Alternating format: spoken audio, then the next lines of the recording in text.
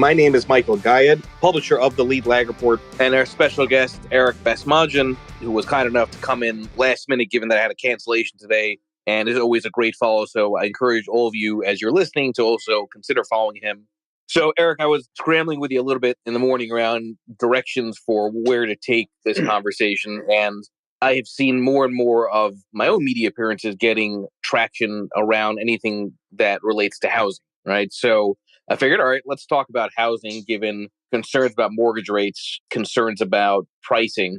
First, I want you, Eric, to lay out the groundwork as far as your credentials, your credibility when it comes to looking at macroeconomics, and then use that experience to explain the state of the housing market right now. Sure. So I developed a framework to track secular and cyclical economic trends, secular trends being 3 to 5 plus year trends, mostly influenced by things like debt and demographics. Not exactly what we're going to be talking about if we're focusing on housing, because those are really slow moving factors. The cyclical trends is what we're going to be focusing on. So as far as cyclical trends, the process that I developed that has had good success in sort of timing these inflection points involves tracking baskets of economic indicators separated by the sequence at which they move, right? So we have employment and consumption and income. Most of the metrics that people commonly refer to, like retail sales, all of that's what we call coincident indicators. Those kind of move towards the end of the sequence. And we have shorter leading indicators, and then we have longer leading indicators, things that sort of start the economic sequence. And housing tends to fall primarily in the longer leading bucket, given its sensitivity to interest rates and just how many knock-on effects come with housing construction and new home purchases. You think about all of the raw materials that are required to go into constructing a house. Then once the house is built, all of the durable goods, new orders in terms of appliances and household furnishings that need to go into the house, all of the employment that comes with that. And all of that is what feeds through to retail sales, the stuff that people focus on towards the end of the cycle. So the process that I'm tracking is this basket approach of indicators, looking at what moves early in the sequence, what moves next in the sequence, and then finally, how is that going to impact employment, consumption, income, all of the things that matter to people that they really track. So when we're talking about housing, we're talking about one of the most important parts of this sequence, one of the early movers.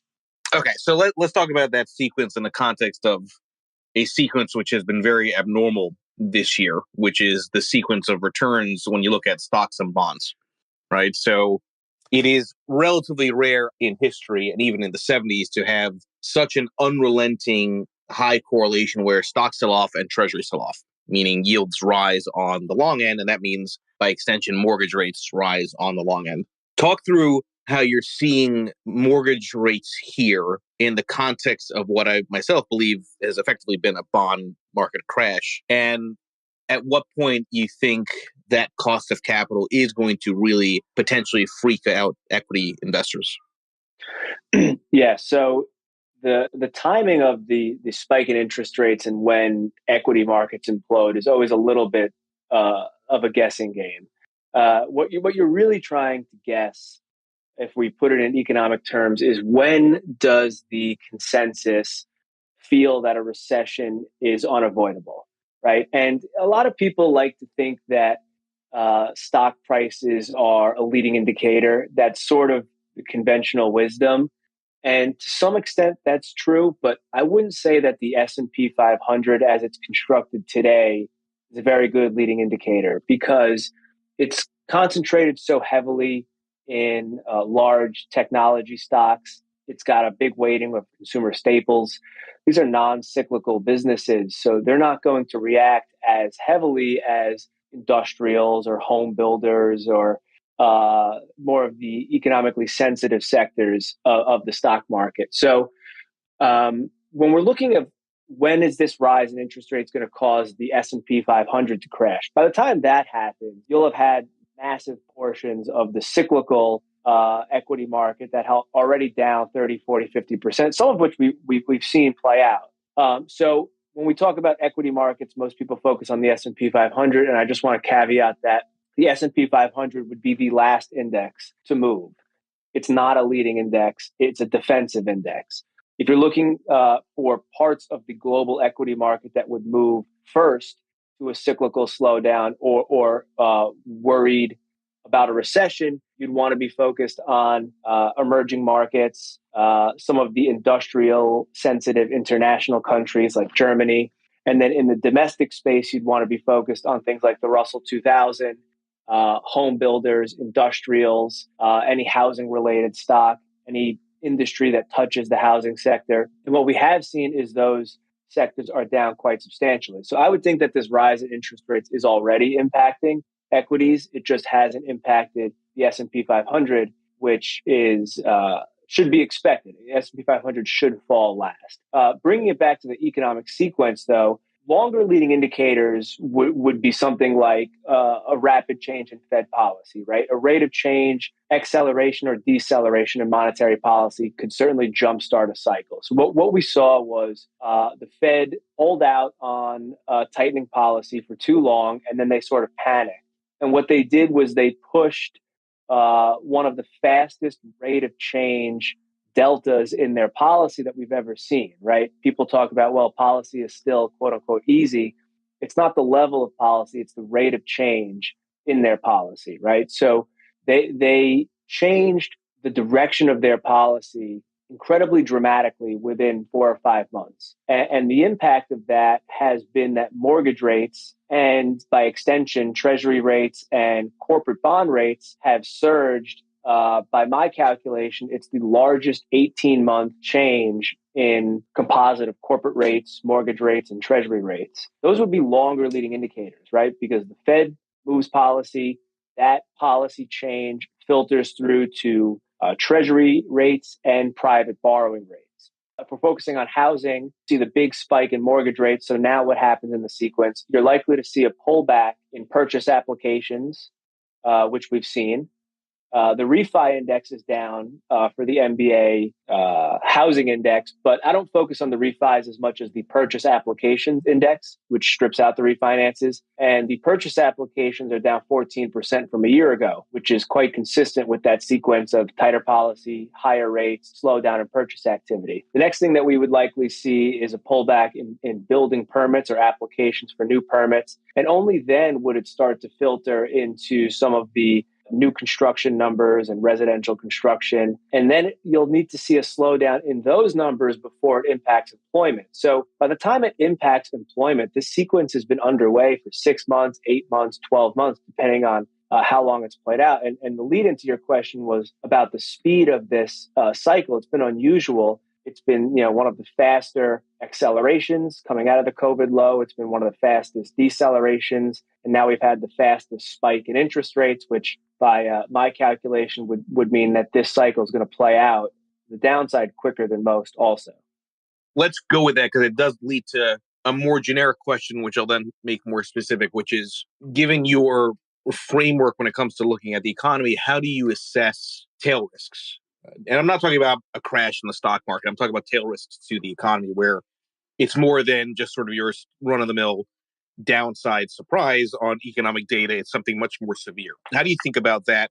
And again, maybe relate that a little bit to the role of housing as a driver of tail risk historically. Yeah, tail risk is something that's difficult to forecast. And I don't want to make the claim that I have an ability to forecast these tail events. A good example would be going back to the 2006 cycle. My process would be that the risk of tail events is always rising whenever the growth rate in the economy is slowing.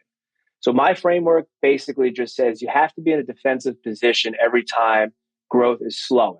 All recessions occur during slowdowns, and all tail events generally occur during recessions. So the necessary condition for both of those is deceleration in growth.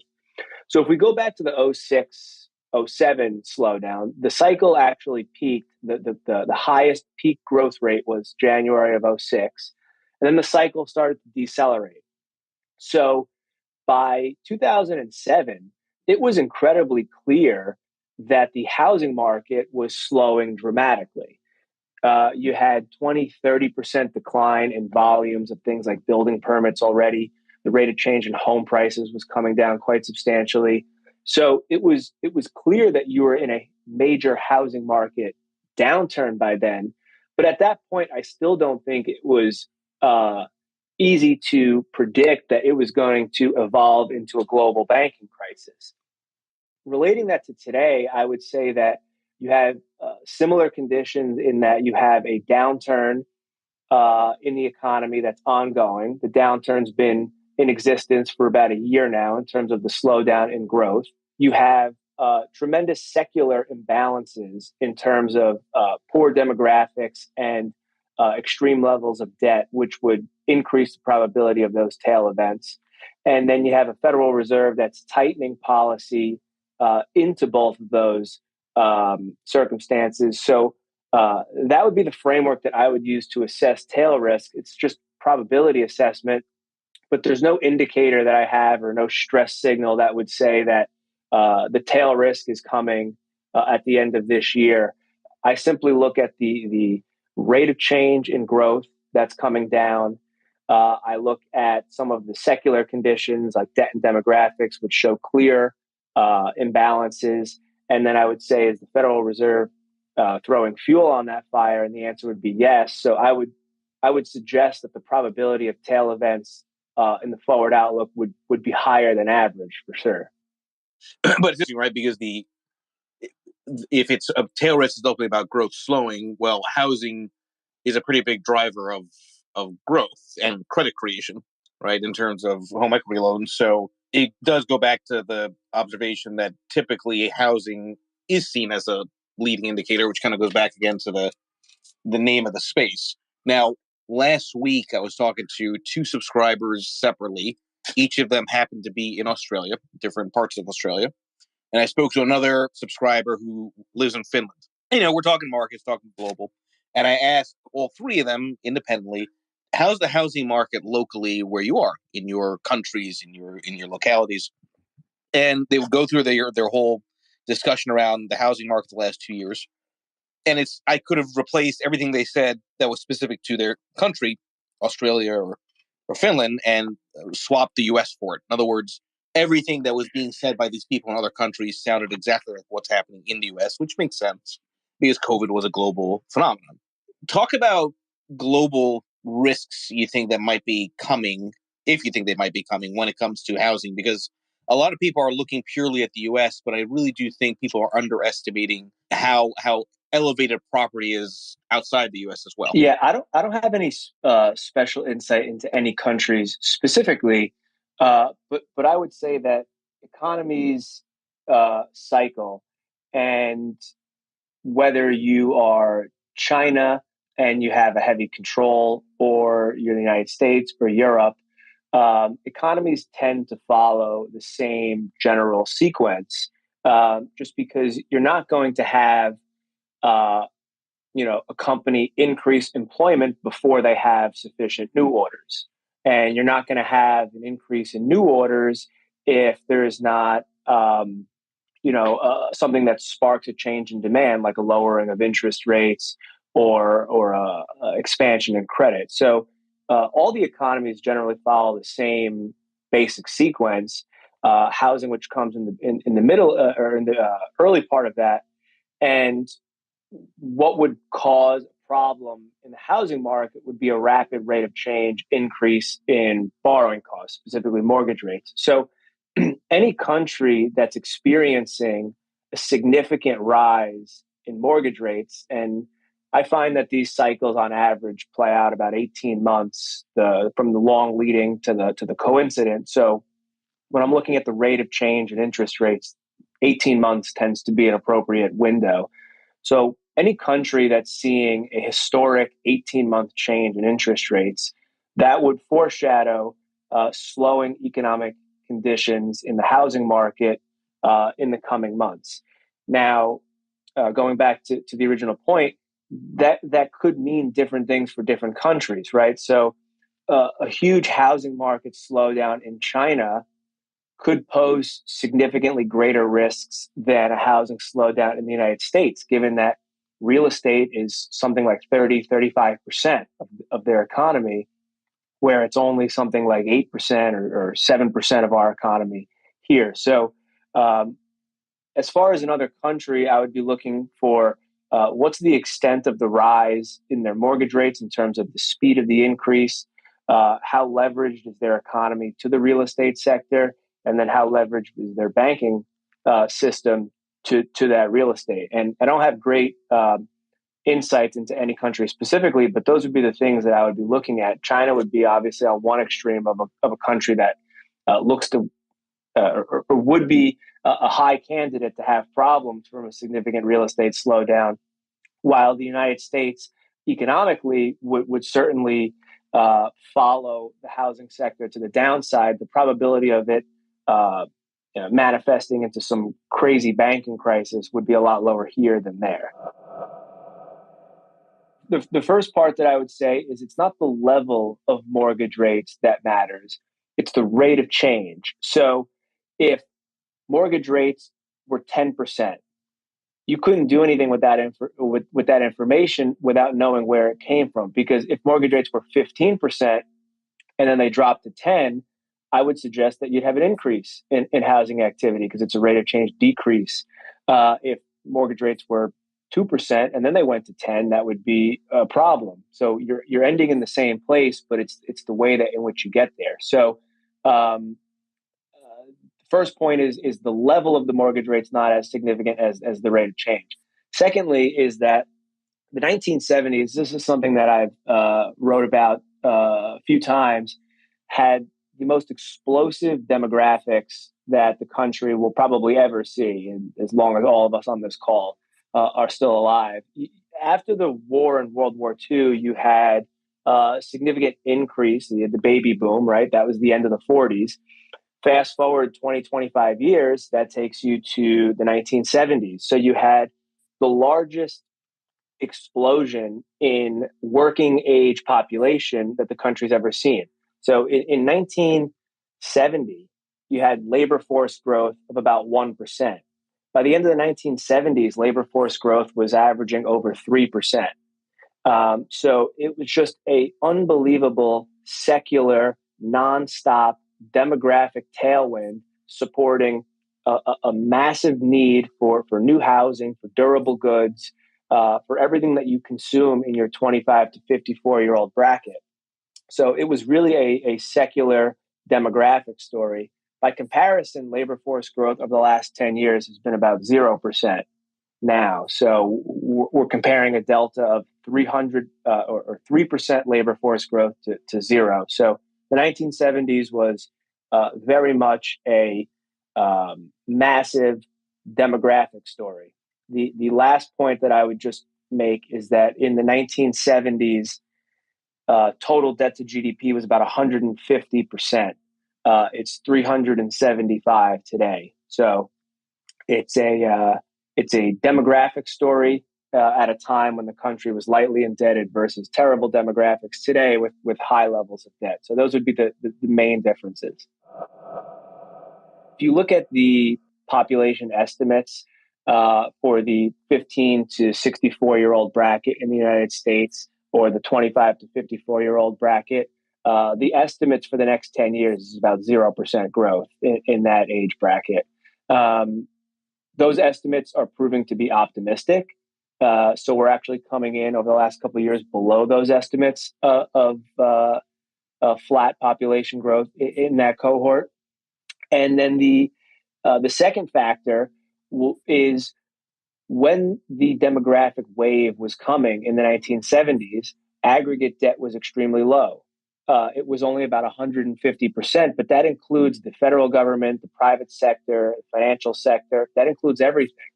There was really no student loan and there was no consumer credit card or auto loans to speak of back in the 1970s. It was an extremely small portion of GDP. And even if there was a big millennial tailwind, which I don't think the data supports, that cohort of people is going to have to support an increase in housing consumption with an extremely large debt burden of student loans, auto loans, and credit card loans, just the whole consumer basket. And I'm going to assume, Eric, and I actually don't know if this is more just a random thought as you've been speaking here, that if you have a generation that's entering a period of high inflation, that birth rates would probably be lower than normal, right? Because presumably if the cost of goods is making it very hard to just have any standard of living, you're not going to have more children. Yeah, I would say that's probably correct. I always relate it to real growth or real income because in my mind, real income or real GDP per capita is standard of living. So if the high inflation is reducing real growth or reducing people's standard of living, then absolutely it would certainly um, cycle back to lower confidence, lower household formation, lower birth rates. That's the cycle that I think that we're in now that we can't break. Okay, so Eric, we touched on housing. I am curious your thoughts on substitution risk for upside inflation. And what I mean by that is one of the ways that it's often argued inflation ends up resolving itself over time is consumers start substituting goods that are more expensive for other types of goods that might be cheaper. Lentils for meat, using the Bloomberg analogy, right? Do you think that still holds true in this environment? So I had a space yesterday or the day before where the guest was noting that he's been seeing data that suggests that people are skipping for the same type of bread, getting rid of the Wonder Breads because they have a premium brand name, if you want to call it that, and instead going for the store brands bread, right? That the first thing that goes is the goodwill of brands in substitution. But talk through sort of the role of substitution when you look at inflation, and you think if that ends up being something that can maybe save us a bit here during this period of elevated high prices. Yeah, I think that that's natural that consumers will look to stretch their budget as far as possible. Um, I'll talk about this as far as the sequence of how this ends up manifesting. Essentially, what you see is consumers have a decline in real income, right? The price of goods is rising faster than their wages, so their real income is falling. And when we talk about consumption in real terms, real consumption is like unit volume. Nominal consumption would be units times price, right? Inflation being price. So if we're talking about real consumption, consumers would see a drop in their real income. They notice that prices are rising faster than their wages. So then they consume a lower quantity of goods. Now, nominally, they may be spending the same dollars, but they're consuming a lower unit volume or a lower number of goods. Why is that important? The economy runs on unit volume because if you consume a lower quantity of goods, that's going to require less production. And manufacturers um, if manufacturers need or need to produce less, then they need to employ less people, right? And then they have to reduce employment. So it's the phenomenon of, if you sell 10 cars for $1, that's $10 of nominal output, or you sell one car for $10. It's the same $10 of output, but in the second scenario, you're only producing one unit. You're going to need a lot less employment to produce that one unit than you did to produce 10 units, right? So where I see this cycle going, whether it's through substitution or people just simply reducing the number of goods that they produce, is what we're going to see is this decline in real income. We're already seeing the unit volume fall. In real terms, retail sales only increased at 0.7% in the last report. So that would show you that a decline in unit volumes is around the corner. And once the decline in unit volumes is felt by companies, they're going to massively reduce their new orders because they're going to see their inventories rise. Inventory, again, being a quantity thing. So they're going to lower their new orders. They're going to lower their production. And then the cycle starts to come back in that sense, or you can save yourself a little bit from the inflationary spiral in that companies will have too much inventory. They'll have to start discounting some of that inventory to clear it. And that's how I see the inflation cycle playing out in terms of higher prices sort of solving higher prices, if that's the question that you're sort of getting at. Yeah, no, exactly. And it's also sort of, I mean, I brought up this point before that if food prices hold, people are going to start saying, well, do I actually pay for a grocery bill or do I go see the latest movie at AMC? Right. But going back to your point that the procured high price is high price, yes, you would see that across the board when it comes to final goods. But what I think, correct if I'm wrong, you would have a longer lead time when it comes to crops, right? And because all the pricing we're seeing around food prices around last year's crop, not right, absolutely. And coming full circle to where this show started out is you'd start to pull back, as you suggested, on your consumer durable goods, right? Or your big ticket items, which are generally things that are associated with the housing sector, right? You may hold off on the kitchen. You may hold off on new appliances, or you may buy lower grade appliances. You may not refurnish a room in your house, right? Those are all discretionary, durable goods that you'll pull back on first in order to continue spending on some of the non-discretionary items that are rising in cost as well, like rent, food, and fuel. Right, and I've often heard, as I'm sure you have, that the Fed targets the wealth effect through the stock market, but really they're targeting it through housing because that's the asset that is most pervasive. And if housing were to decelerate and consumer spending were to take a hit because of the double whammy of negative real income plus now higher food costs plus higher interest rate costs, that kind of goes back to a question around speed again, but the other way. And I put out this tweet before that mortgage rates crossing 5% will probably kill off inflation faster than people think. Talk about the speed with which the disinflationary pressures could present themselves, because I think everyone is stuck on recency bias in terms of extrapolating out this idea that inflation is probably going to be 10, 15% by end of year. But we may end up actually seeing quite the opposite. So I want to kind of hear your thoughts on sort of that directionally. Yeah, so we know that recessions kill inflation, right? Even in the 70s, there were from 1970 to 1982, 83, there were 4 recessions. And each recession knocked inflation down by an average of 600 basis points. The inflation rate came back and made a new high every time. But that was a result of several things, one of those being low debt, stable velocity, extremely powerful demographics. And even though the Fed was raising rates, they were constantly in a scenario where they were expanding money supply growth as well. So recessions kill inflation. We know that. So what we would really be looking for here in terms of how fast inflation could come down is if this rise in mortgage rates, the speed of the rise causes a significant decline in housing activity, which I would expect. That would put the economy in an extremely vulnerable place in terms of recession risk. Because if you look at something like the Atlanta Fed, GDP now, we're at something like 1% growth. I have a coincident index of real growth that suggests we're somewhere in the 2% range. All of that is without a slowdown in the housing market. So if this rise in mortgage rates causes even something like a 10% decline in volumes, which really wouldn't be that much, that would push those real growth numbers from 1 or 2% pretty quickly to 0% or lower. And then you have a decline in employment that'll happen as a result of negative real growth. And that's where the inflation cycle completely unravels and becomes a disinflationary cycle, right? Because now you have a decline in employment. Less employment means that there's less income going around, then consumption slows down. And then you get the vicious economic cycle or the deflationary cycle, which would be the opposite of the virtuous economic cycle.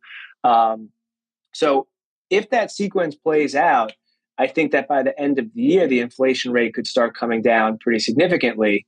The question really is how significant of a slowdown in the housing market are we going to get?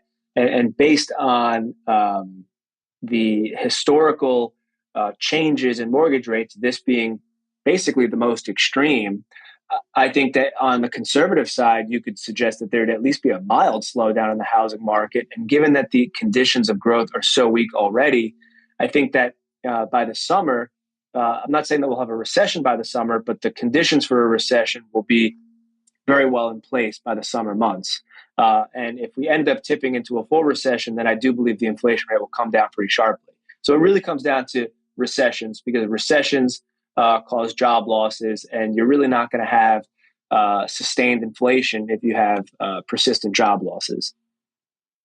So this goes to the other point I joked about, where I, of course, ended it with few understand this, but I put a tweet out saying interest rates are about to rise and fall at the exact same time. And you and I both know what I'm referring to. What I'm really talking about is this idea that the Fed could be raising short rates while long duration rates on the curve could conceivably be going down at the same time. Talk through periods in economic history that you've seen where interest rates had that kind of a movement, where it was largely driven by short rates as opposed to long rates, which acted the exact opposite. Yeah, well, anytime that the economy is sensing this recessionary probability or this slowing growth, you're going to get that flattening of the curve, right? This has sort of happened before all of the major recessions over the last uh, 10, 20 years, where the Fed starts lifting short-term rates and the curve initially starts to bear flatten, which would be short rates going up and long rates going up, but long rates going up less than short rates, right? That's that's what we've been seeing now in the bond market. We have this huge rise in short-term rates. The curve is flattening and inverting, but it's flattening just because long rates are going up less than short-term rates. At the point at which the economy or the bond market says that the chances of a recession or a hard landing outweigh those of a soft landing, and it's difficult to time that precise moment, um, the long rates will start to fall even though the short-term rates are rising. And that's generally just a sign that a recession is a foregone conclusion by the bond market. So I would say that these flattenings always start just with a Fed tightening cycle. If the Fed's going to lift short-term rates, the curve is naturally going to flatten. But is it bear flattening or is it bull flattening? And so far, we've seen a bear flattening where the long-term rates are rising as well, just not as much as the front end. When this turns to a bull flattening, or historically when it turns to a bull flattening, is when the market starts to perceive that recession risk is unavoidable. We may all have a different opinion about what this may look like in the future, but as it stands today, when I look at my data, I'm looking at coincident economic indicators from the four corners of the economy, which would be industrial production, non-farm payrolls, real consumption, and real income. Depending on what metric you use, real income is either positive 1% or teetering on negative, or slightly negative. But no other coincident indicator is negative. Employment growth, the growth rate of employment is actually still trending higher. Industrial production growth is slowing, but still at 6%. And real consumption growth, as of the last retail sales report, is slowing, but still positive as well. When you combine all of them, as I mentioned, the growth rate is still trending at about 2% in real terms. So it's still 200 basis points above zero, zero being the recessionary line. So what that would mean is you would need the economy to shave 200 basis points off of real growth in like the next 6 months for the bond market to get super concerned about a recession. And that's not the prevailing wisdom. Most of consensus believes that we're going to have a slowdown, but it's going to be a non-recessionary slowdown. The growth rate's going to trend from 2% to high ones, maybe to mid ones, and then it's going to kind of come back to this sub 2% or 2% trend that we've had for a long time. I think that the leading indicators suggest that the probability of us going from 2% to zero in the next 6 months are a lot higher than conventional wisdom. And I would suggest that when the trending growth rate falls into the 1% range is when you'll probably start to see the long end of the curve start to get very jumpy in terms of recession risk, because at that point, you're basically 100 basis points away. So I understand why the bond market may be a little reluctant to price in recession fully at the moment, but I don't think that those conditions are too far off given the speed at which some of these longer leading indicators are moving. As far as people that are looking for, tips is really what I've seen the most people really try and move into. Tips and gold, sort of the same. As far as the credit market, just I'll answer broadly about what I think about the credit market. I think that the credit market broadly is extremely complacent with the economic risks that I see on the horizon, given the current trajectory of coincident data and where that data is likely to go based on some of the leading indicators. I would suggest that by the summer months, recession risk is going to be a lot more elevated than it is today. And broadly speaking, the credit markets are not reflecting any material risk of that. If you look at something like triple B OAS spreads, the cycle based on my work, the growth rate peaked in March of 2021. And from March of 2021 until today, triple B OAS spreads have increased maybe 50 basis points. So spreads are wider, which would indicate that the market sees the slowdown. It sees some slowing, but it's only pricing in the most benign of slowdowns. OAS spreads on triple B credit would rise, to 300 basis points or more in a recessionary type environment. I think it's maybe at 150 or 160 or something like that now. So I would say that broadly speaking, my analysis on the credit market would be that the credit market sees the slowdown, but it thinks that the slowdown is going to be extremely benign. And I think that that is way too complacent given the forward outlook. By the way, on those OAS stats, if you overlay that against the VIX index, you'll see pretty much a one-for-one relationship, which makes sense, right? Is you have volatility rising in equities, default risk premiums start to increase within the bond market, high yield becomes higher yield, and you get that flight to safety trade. What's been remarkable this year about the sell-off in bonds is that the sell-off in bonds this year is not being driven by what you would normally think would occur with the volatility we've seen in equities, which is credit spreads widening, where that's doing the heavy lifting of the rising yields. Right? Yields to spreads have been fairly tight in this. So on that idea that, okay, let's say recession risks are elevated in the summer, if you go with the idea that equities are some kind of a anticipatory vehicle, well, then you would think equities would start responding to that. Volatility would again start to pick up meaningfully, and then maybe you get those spreads widening, which means you have another wave lower in bonds, yields higher, but primarily driven by the kind of risky side of the debt market. I'm curious if you agree with that sort of cause and effect there. Yeah, I think so. I think that you're spot on. That we've seen a huge rise in corporate rates. Like if you look at effective corporate rates, they've gone up significantly. They look like mortgage rates, but yeah, all of the rise has been the benchmark rate. None of it's really been the spread. It's really been very little on the spread. Right. That's been, I mean, even personally and professionally, wildly frustrating because that, whenever I frame things in terms of risk on, risk off conditions that favor an accident, risk off also means spreads widen. The most frustrating thing about the way this year has played out is I don't believe we've seen risk off yet, even though we're off the highs, with the S&P, because behaviorally you didn't have spreads widening. Behaviorally, you had utilities back then, only now are they starting to outperform, relatively weak. So it does become this interesting dynamic where there may be a lot more pain to come in bonds, but it's a different form of pain. Yeah, I couldn't agree more with that frustration. Yeah, I mean, spreads are directionally moving in the correct way, but it's been at a snail's pace given relative to what the economic deterioration really is.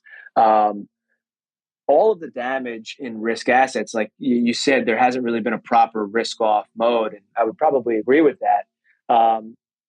We had a little bit of a risk off mode in the beginning of the year after the Russia Ukraine invasion, but that was probably the market reacting to that tail risk, not really reacting to the growth rate cycle. If you have to look under the surface to see some of the risk off, if you look at like ITB home builders, they're down 30-40%. If you look at like PKB, which would be the companies that go into construction, I'm sorry, not construction, like services of homes, like durable goods of homes, that's down pretty substantially. Small cap caps are highly cyclical relative to like the S&P 500. Those are performing pretty weak, down maybe 8, 9, 10% year to date. So if you look, hard enough, you could see the signs of risk off, but it hasn't been in the fashion that we're normally used to, where it's palpable and you have market turmoil specials on CNBC. Certainly, there hasn't been any of that, but there's been quite a bit of damage under the surface. I mean, you look at like Netflix, you look at PayPal, you look at some story stocks, and these are big cap companies, $100 billion companies that are down 50, 60, 70, 80%. They're not just the meme stocks. So there's been a risk off, I would say, in the most speculative pockets of the market, but it absolutely has not bled into, broad pockets of the credit market or major parts of the stock market. You sort of have to still look under the surface. Right. And that goes back to the point that the bigger risk off to come would be when you see it so obviously, because it's happening in such a coordinated way globally, because everything starts to look more like, defensive posturing all at the same time. Right. So I think that still, to me, seems like it's coming. Now, on this idea of where rates need to get, I keep hearing people saying you're not going to break inflation unless interest rates are higher than CPI, which means we're headed to 10%. Well, the problem, of course, is that assumes all else being equal, that inflation itself doesn't naturally come down on its own anyway. Right. So you've got to intersect. Yeah, right? We also had like 10 years of zero rates with 2 or 3% inflation. So let's face it, we're not going to stay in positive real rate territory for very long anyway. Right. The debt burden would make it extremely difficult to sustain positive real interest rates. So that's a good direction to go to explain that to the audience, because this is, I think, what's really missed. And you kind of alluded to it even in talking about debt to GDP in the 70s versus today and the differentials, which is why any analogy around the 70s to me doesn't make sense, because the system can't survive with the leverage load that it has with positive real rates. But I want you to explain that link to the audience, because that should provide at least some degree of hope that the sell-off in bonds is probably largely, in terms of the magnitude, and I'm really talking more about treasuries, is probably largely over, because if it gets worse, then we have bigger problems to worry about. Yeah, I mean, to some extent, when the economy gets extremely over-indebted, the rise in rates is self-correcting, because as we go back to the sequence that we talked about at the earlier part of the show, of the sequence between longer leading, shorter leading, and coincident data, rapid changes in interest rates would be a longer leading indicator, right? Because it filters through to mortgage rates, corporate rates, and then how does that filter through the rest of the economy? So the problem with picking the top in interest rates is that, interest rates have gone up significantly, and that's caused like a 200 basis point increase in mortgage rates and corporate rates. Now, I can sit here today and know that 6 to 8 months from now, that's going to have a major impact on the economy from the housing market and the corporate sector. It's going to squeeze margins, it's going to reduce profitability, it's going to impair the housing sector, and that'll start to flow through economic data in 6 to 8 months. And 6 to 8 months from now is when market participants may start to look at that and say, "Oh wow, now employment's declining. That's a concern." But that decline in employment was set in stone six to 8 months earlier, right? But the problem is, in the meantime, between the conditions being set in stone, which they already are, and the market feeling recession risk or understanding recession risk through like job losses, there could be a lead lag of 6 months, 10 months, 12 months, and you don't really know how far the bond market, or the Fed for that matter, because the Fed driving the short end is really kind of what's pushing the whole curve higher. You don't know how far they could take it, right? What I'm trying to get at is, given the speed of the move in interest rates, we could have already set the conditions for a recession. So let's just hypothetically say, given the speed of change in mortgage rates and treasury rates, the conditions for a recession 1 year forward are set. The Fed is not going to know that, and most market participants are not going to know that, because it's not showing up in the data that everyone looks at, mainly employment. And also, we haven't really seen something this sharp this quick. Right. There's not enough sample size there. So now we fast forward 2 months. that data still hasn't come through, but the Fed is still going to be raising interest rates. They're still going to be guiding towards tighter policy. And the Fed is basically going to continue to do this until it becomes glaringly obvious, at which point you're already there. So that's why picking the top is hard, because you don't really know how much the market's going to price in before the ultimate realization point, even though the conditions are already set. For example, the Fed was raising rates all the way through, or didn't start cutting rates for that matter, until after August of 2007. But I had mentioned to you earlier that housing volumes were already down 30 or 40% by then. So there can be these huge lead lags between recessionary conditions sort of being baked in the cake and when the market comes to terms with that. And that lead lag could push pricing way higher than you think. Recessionary conditions may already be set with the 30-year at 3%, but that doesn't mean that the market may not push it to 3.5 before it ultimately triggers the recession, right? This is something which and it drives me crazy, the way that I hear what I would normally consider highly intelligent people in the field, the way they think about things is they think that, well, stocks are fine because look how well they've held up relative to bonds. It's like, no, that assumes that the two are coincident, that there is no lead lag effect, right? Even I keep going back to 87, even though I'm not making a case you have an 87 crash, but in 87, you had yields spiking too on the 10-year, and the stock market didn't care until finally it did, right? And that's why I keep going back to this is a wildly more dangerous investing environment than most people realize, because you could have a literal landmine when it comes to equities if suddenly equities wake up and say, holy shit, buybacks are now affected by higher rates. Holy shit, housing is affected. Holy shit, everything around inflation ends up being resolved just because the cost of capital broke inflation faster than people thought. I'll give you an example of something that I was just working through yesterday and today in terms of these lead lags.